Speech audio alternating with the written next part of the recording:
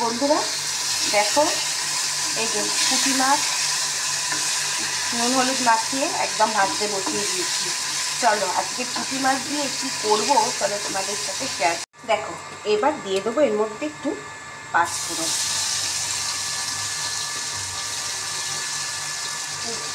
আর দিয়ে দেবো একটু রসুন। এবার কি তোমরা বুঝতে পারছো কি রান্না করছি, কি করেই বা তোমরা বুঝছো।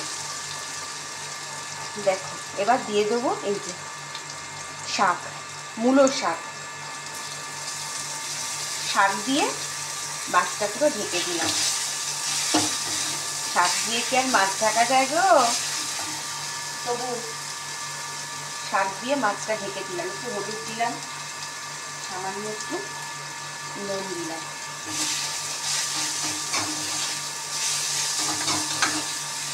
এর মধ্যে দিয়ে দেবো দুটো শুকনো লঙ্কা।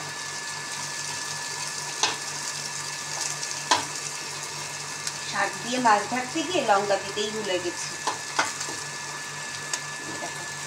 একটু সরিয়ে নিয়ে এখানটায় তেলটার মধ্যে লঙ্কাটাকে একটু ভেজে নিচ্ছি। একটু শাকের মধ্যে দিয়ে দেবো সামান্য একটু চিনি। দেখবে শাকটাকে একটু চিনি দিলে বেশ ব্যালেন্সটা ভালো হয়।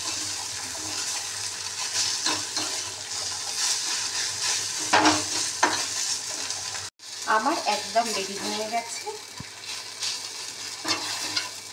মূলো শাক দিয়ে, মূলো শাক ভাজা দিয়ে পুঁটি মাছ।